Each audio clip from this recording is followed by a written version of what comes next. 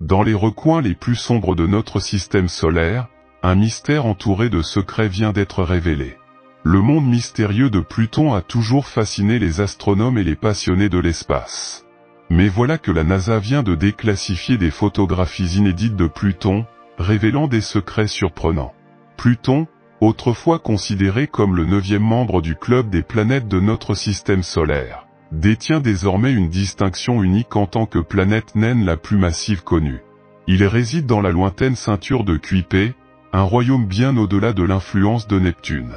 Ici, Pluton trouve ses voisins cosmiques parmi une variété de compagnons rocheux et glacés, frôlant même des comètes de taille importante, chacune ayant un diamètre supérieur à 62 miles ou 100 km.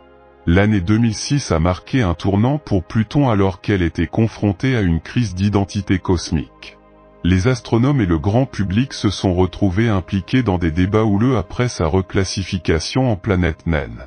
Cependant, le voyage de Pluton vers la renommée céleste a commencé en 1905, lorsque l'astronome américain Percival Lowell a fait pour la première fois allusion à son existence.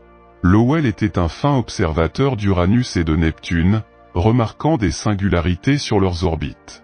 Il a émis l'hypothèse que le mystérieux coupable était la force gravitationnelle d'un corps céleste invisible.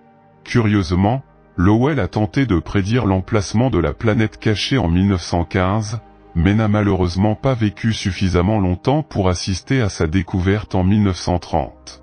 Le mérite de la révélation de Pluton revient à Clyde Tombaugh, qui a travaillé avec diligence à l'observatoire Lowell.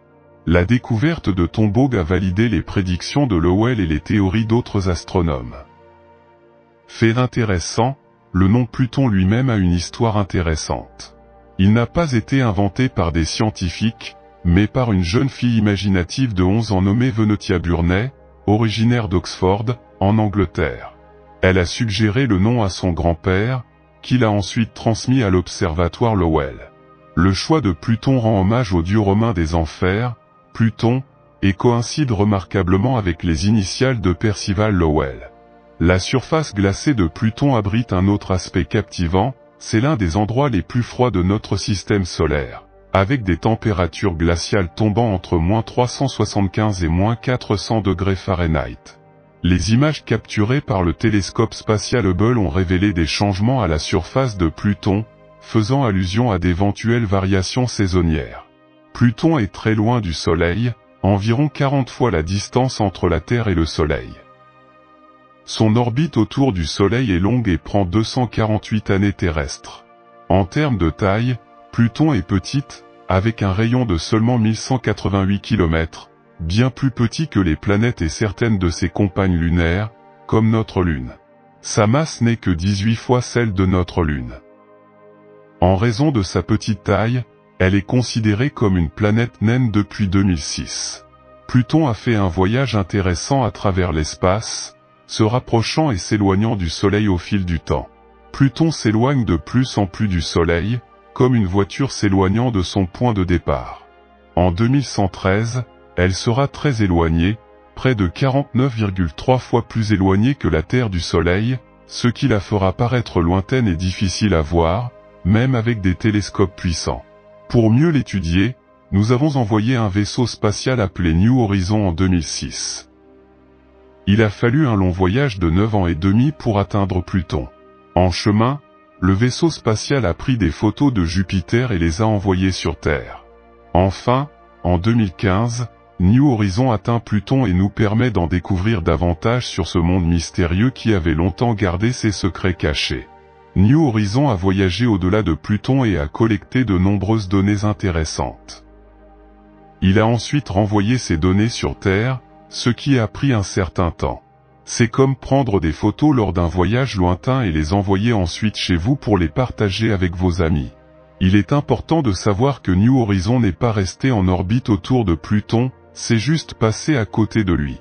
Cela lui a permis de continuer à explorer d'autres choses dans l'espace après Pluton.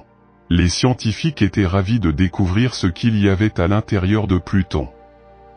Ils pensent qu'il possède un gros noyau composé d'eau glacée et de roches sous sa surface.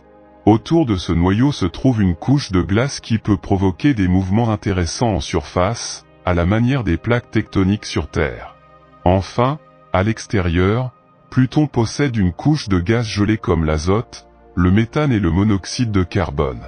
Cette structure en couche fait de Pluton un endroit fascinant à explorer, comme un trésor cosmique attendant que les scientifiques dévoilent ses secrets. La surface de Pluton est extrêmement froide, presque comme un congélateur géant, avec des températures très basses, autour de -213 degrés Celsius ou 60 Kelvin. Lorsque nous explorons Pluton, l'une des choses les plus frappantes est une région appelée Tombaugh.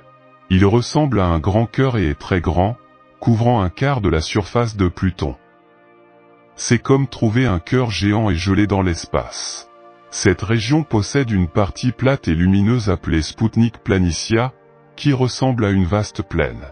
Mais le plus intéressant est que la surface de Tombaugh est recouverte d'une couche de glace qui brille d'une couleur particulière. À certains endroits, cette calotte glaciaire reflète jusqu'à 90% de la lumière du soleil, lui donnant un aspect brillant, presque magique. C'est comme si cela faisait partie d'un conte de fées.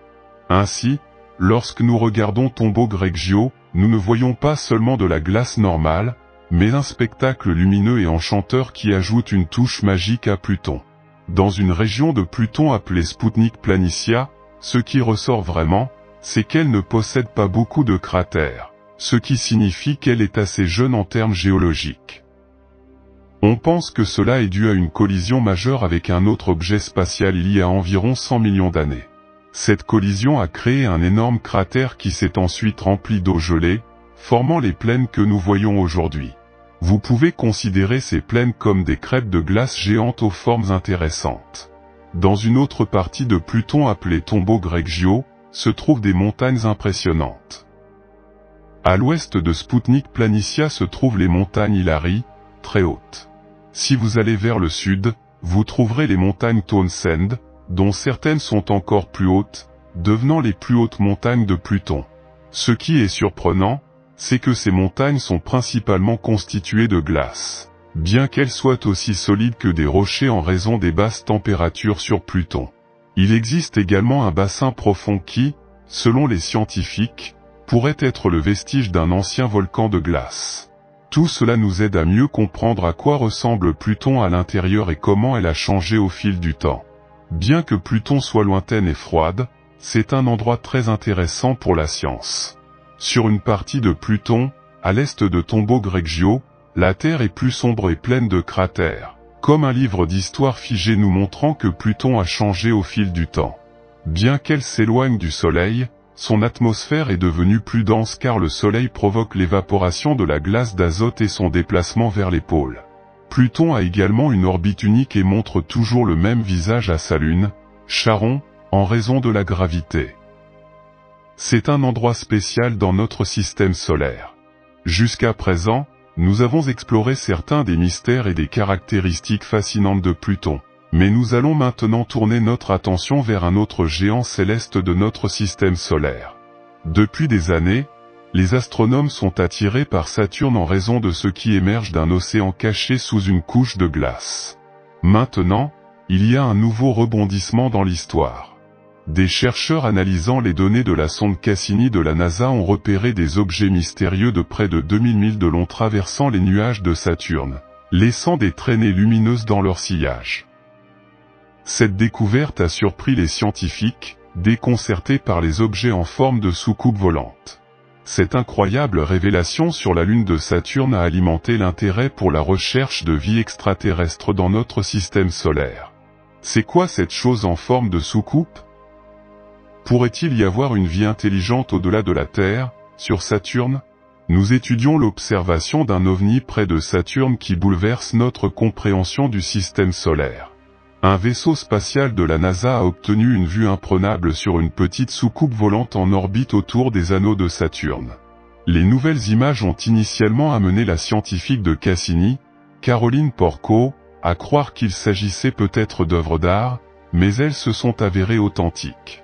La soucoupe s'est avérée être une petite lune appelée Pan, qui a un diamètre de 21 miles et occupe une brèche dans l'anneau A de Saturne. Sa forme distinctive est due à un disque d'accrétion équatoriale, une fine couche de particules annulaires collée à la taille de Pan en raison de sa faible gravité. Pan n'est pas le seul à avoir son apparence particulière, plus qu'une autre petite lune, Atlas, a une forme similaire pour des raisons similaires.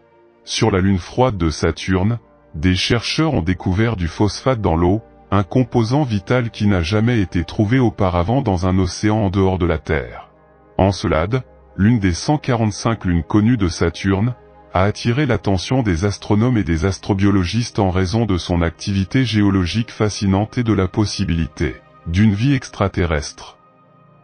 On pense qu'Encelade possède un océan souterrain d'eau liquide en contact avec son manteau rocheux, ouvrant la possibilité de réactions chimiques susceptibles de favoriser la vie. La présence de sel et de molécules organiques dans les plumes expulsées par la Lune renforce cette possibilité. De plus, la détection de nanoparticules de silice suggère la possibilité d'une activité hydrothermale au fond d'Encelade. Ces découvertes augmentent la possibilité de trouver de la vie extraterrestre sur cette lune de Saturne. Plusieurs missions spatiales ont étudié Encelade, bien que les deux sondes voyagées l'aient survolé dans les années 1980. Les observations les plus détaillées d'Encelade ont été faites par la sonde Cassini de la NASA après son arrivée sur Saturne en 2004. Cassini a découvert l'océan souterrain et les geysers sur la Lune depuis 2004 à 2017. La sonde Cassini a étudié Saturne, ses anneaux et ses lunes pendant environ 13 ans. Des échantillons de particules de glace et de vapeur d'eau émises par des geysers cryovolcaniques sortant de fissures dans le glacial Encelade ont été collectés et analysés par l'analyseur de poussière cosmique de Cassini. Les eaux gelées de la lune Encelade de Saturne contiennent les éléments constitutifs de la vie, mais a-t-elle la vie? Le phosphore, le plus rare des 6 éléments qui composent la vie telle que nous la connaissons, a été découvert pour la première fois sur la lune océanique de notre système solaire. Le docteur Christopher Glynn du Southwest Science Institute fait partie d'une équipe scientifique internationale qui a découvert des preuves importantes suggérant l'existence d'un élément clé de la vie sous la surface glacée de la lune de Saturne, Encelade. La découverte repose en grande partie sur les données collectées par la sonde spatiale Cassini de la NASA. Des phosphates contenant du phosphore ont été découverts dans les profondeurs de l'océan d'Encelade. Le phosphore est un élément essentiel à la construction de la vie. Encelade est une lune glacée avec un vaste océan d'eau liquide caché sous sa surface glacée. Les chercheurs ont déjà découvert d'autres composants essentiels à la vie, comme le carbone, l'hydrogène, l'azote, le soufre et l'oxygène, dans l'eau de la Lune. Cependant, le phosphore, qui agit avec les sucres pour former l'épine dorsale des molécules d'ADN et contribue également à la réparation et à l'entretien des membranes cellulaires, avait jusqu'à présent échappé à la détection. Aujourd'hui, Mars est presque devenu un lieu courant dans la recherche de vie au-delà de la Terre. Encelade, la lune froide de Saturne, était autrefois négligée par les astronomes qui pensaient qu'Europe, l'une des lunes de Jupiter, était trop chaude pour que la vie puisse se développer. Cependant, plusieurs découvertes scientifiques récentes, y compris d'éventuelles signatures chimiques de la vie, ont amené les scientifiques à se concentrer sur la probabilité que de tels corps extraterrestres hébergent réellement des micro-organismes. Il existe des indices intrigants selon lesquels des formes de vie simples pourraient avoir évolué sur d'autres planètes et éventuellement sur des lunes du système solaire. Et les scientifiques recherchent la vie sur des exoplanètes autour d'étoiles lointaines, ainsi que des signaux radio qui pourraient provenir de civilisations lointaines. Un rapport sur Encelade est l'un des nombreux articles scientifiques récents traitant de la recherche de traces de vie dans notre système solaire. La sonde spatiale Cassini a échantillonné les geysers émis par Encelade entre 2005 et 2015, et les résultats ont été publiés dans la revue Nature Astronomy. Du méthane et de l'hydrogène ont été détectés en grande quantité par la sonde, confortant la théorie selon laquelle les bactéries se seraient adaptées à la vie près des sources hydrothermales au fond de l'océan. On suppose que l'océan d'Encelade a une profondeur comprise entre 12 et 15 000 et est recouvert d'une épaisse couche de glace pouvant atteindre 20 000 d'épaisseur. Les scientifiques pensent que la chaleur est générée dans le noyau de la Lune en raison de son mouvement tectonique et que la Lune est influencée par les forces de marée créées par son orbite autour de Saturne. Le phosphore a été détecté après des années d'analyse des données de l'instrumentation de Cassini alors qu'il survolait la Lune glacée. Les 6 éléments carbone, hydrogène, azote, oxygène, phosphore et soufre sont fondamentaux à la biochimie de la vie sur Terre. Les sources hydrothermales comme celles de la Terre qui libèrent de l'eau riche en nutriments dans l'océan pourraient être alimentées par le réchauffement des marées sur Encelade. Parce que la biologie en est encore à ses balbutiements, même la notion la plus fondamentale de la vie échappe aux scientifiques. Même si les scientifiques peuvent affirmer avec certitude quelles sont les conditions nécessaires à la vie sur Terre, personne ne sait si ces conditions sont universellement vraies. Les phosphates, dont fait partie le phosphore, sont essentiels au développement de toutes les formes de vie connues. Les phosphates sont nécessaires à la construction des acides nucléiques, ADN et ARN, des membranes cellulaires, des molécules porteuses d'énergie, du système squelettique des humains et des autres animaux, ainsi que du microbiome du plancton dans l'océan. Les chercheurs expliquent que les niveaux élevés de phosphate trouvés dans l'océan d'Encelade dépassent au moins 100 fois ceux trouvés dans les océans de la Terre. C'est une chose d'utiliser un modèle pour anticiper l'existence de phosphate, mais c'en est une autre de trouver des preuves de la présence de phosphate. Il s'agit d'une réalisation notable dans le domaine de l'astrobiologie et représente une avancée significative dans la recherche de la vie extraterrestre. Les océans de plusieurs mondes sont recouverts de glaciers. Au cours des 25 dernières années, les scientifiques ont reconnu l'abondance de mondes dans le système solaire qui protègent les océans sous une couche de glace. Pluton et les lunes glacées de grandes planètes, comme Titan et Encelade, la lune de Saturne, sont des exemples de tels objets. Ces mondes océaniques recouverts de glace peuvent exister à des distances du Soleil plus larges que la Terre ne peut supporter de l'eau liquide à la surface, augmentant ainsi le nombre de mondes habitables dans la galaxie. La recherche suggère également que les niveaux de phosphate seraient plus élevés sur des mondes froids comme Encelade et peut-être sur d'autres mondes océaniques gelés au-delà de Jupiter. Les tests géochimiques et la modélisation montrent que ces concentrations élevées de phosphate proviennent d'une solubilité améliorée des minéraux phosphatés. L'océan d'Encelade répond à ce qui est souvent considéré comme la condition la plus exigeante pour la vie. La prochaine étape logique est de retourner à Encelade pour confirmer si l'océan habitable est peuplé. Cette découverte remarquable est due en grande partie à l'expédition Cassini, qui illustre la valeur des efforts soutenus pour explorer le cosmos grâce à l'utilisation de l'analyseur de poussière cosmique. L'analyse des données réalisées par Cassini a identifié des phosphates dans les grains de glace riches en sel, qui ont joué un rôle crucial dans la démonstration de la probabilité que les phosphates, une forme de phosphore, soient abondants dans les océans d'Encelade. Il s'agit d'une illustration remarquable de la façon dont la technologie créée par l'homme a élargi notre accès et notre connaissance du cosmos. Cette étude s'ajoute au nombre croissant de preuves selon lesquelles les mondes océaniques gelés sont beaucoup plus abondants dans le cosmos qu'on ne le pensait auparavant. En effet, les mondes océaniques, contrairement à la Terre, peuvent exister à des distances plus larges de leurs étoiles hôtes, ce qui les rend plus susceptibles d'exister. Maintenant, sortons du système solaire et aventurons-nous au-delà de ses frontières et dans le royaume vaste et mystérieux de l'espace interstellaire. Depuis que nous avons réalisé que la Terre n'était peut-être pas le seul endroit où la vie prospère, nous recherchons sans relâche les preuves de la vie extraterrestre. La conséquence de cette urgence a été la création d'équipements avancés tels que le Perseverance Rover sur Mars, le télescope spatial Hubble et, bien sûr, le joyau de la couronne, le télescope spatial James Webb.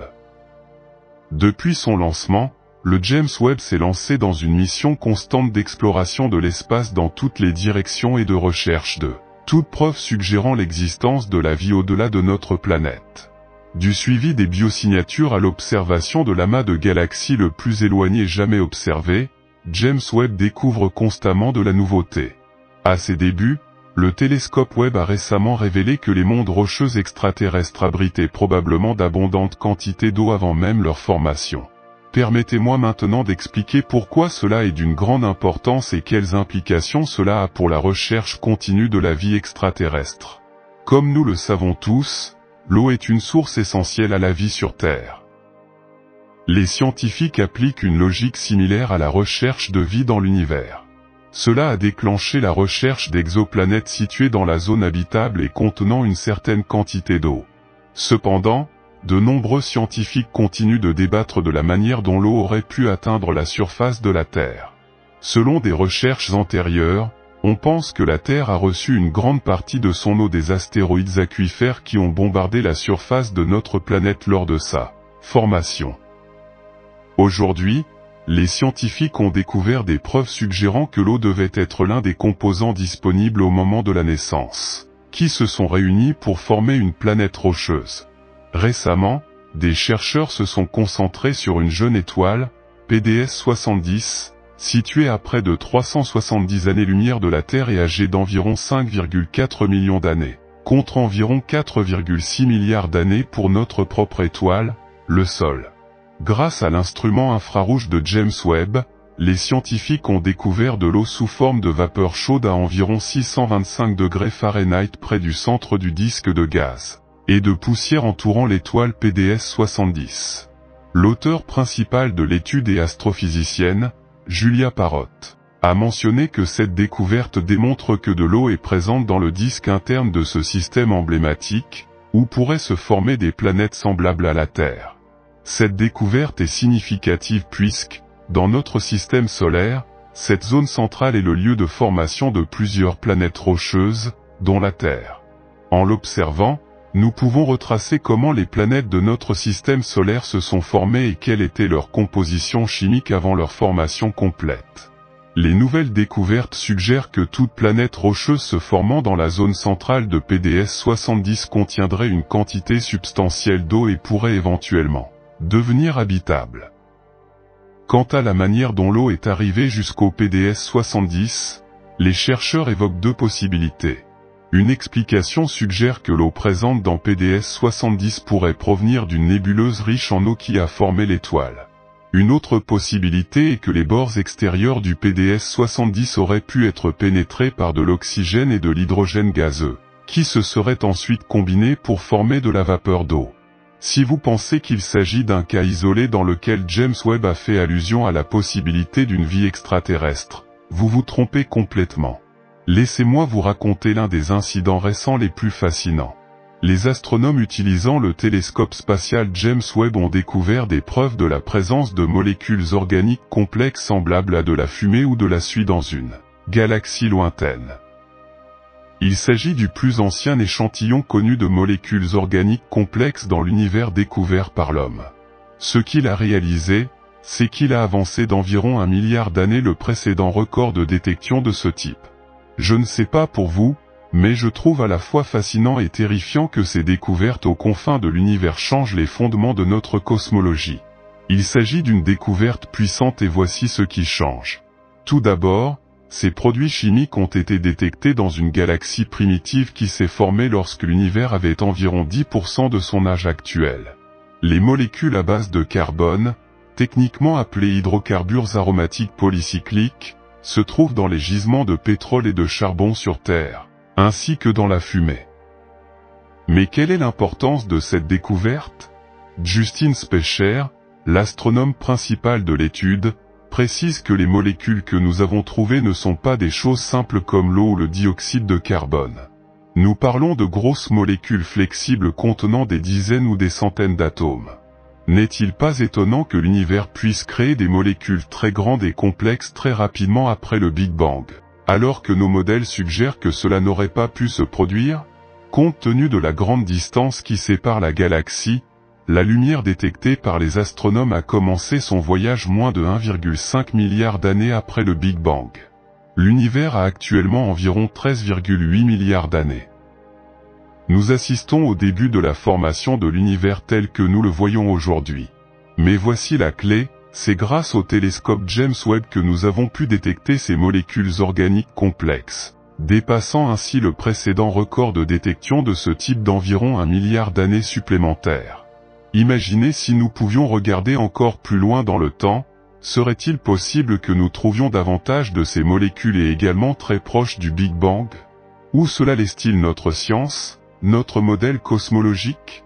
Ce qui est particulièrement intriguant est le contraste entre les efforts antérieurs visant à identifier des molécules organiques complexes dans les galaxies anciennes et le nouveau niveau de détail fourni par le télescope spatial James Webb. Auparavant, les scientifiques pouvaient déterminer de manière générale si ces substances étaient présentes ou non dans ces galaxies lointaines.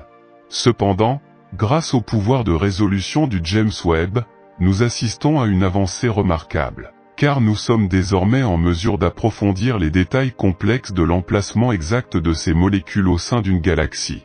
En tournant notre attention vers une ancienne galaxie désignée DSFG 850.95, un mystère supplémentaire surgit. Nous ne pouvons ignorer que la répartition de ces molécules organiques complexes dans cette galaxie n'est pas homogène, mais présente plutôt des schémas particuliers. Les raisons de cette variabilité nécessitent encore des explications et des analyses plus approfondies de la part des scientifiques. Cette complexité ajoute un nouveau niveau de questions sur les processus chimiques et physiques qui ont influencé la formation et la distribution de ces molécules au premier stade de l'univers. Cette découverte ouvre non seulement de nouvelles perspectives sur la formation des galaxies au premier stade du cosmos, mais soulève également des questions passionnantes sur l'abondance de matériaux essentiels à la vie dans ces environnements éloignés. Ce qui était autrefois considéré comme une période de relativement faible activité en termes de formation galactique est désormais présenté comme un moment crucial où les galaxies prenaient déjà forme et contenu. Il est encore plus surprenant que cette galaxie primitive, malgré sa jeunesse en termes cosmologiques, présente déjà une ampleur et une richesse en éléments tels que le carbone et l'oxygène comparables à notre propre Voie lactée, beaucoup plus ancienne. La relation entre sa masse et la formation d'éléments chimiques est un témoignage fascinant des processus évolutifs et des forces fondamentales à l'œuvre dans l'univers primitif. Alors que l'humanité poursuit son exploration de l'inconnu, soutenue par des connaissances croissantes et un désir inébranlable de comprendre le cosmos, nous nous retrouvons inévitablement humiliés par l'immensité et la complexité de l'univers. À chaque pas en avant, notre compréhension s'affine et nous nous rapprochons un peu plus de la découverte des secrets soigneusement cachés parmi les étoiles. L'émerveillement que suscite le rôle du télescope spatial James Webb nous amène à croire fermement que l'univers est sur le point de se révéler sous un nouveau jour, dans une danse perpétuelle de découverte et d'émerveillement. Maintenant, j'aimerais entendre vos réflexions et opinions sur cette avancée scientifique fascinante.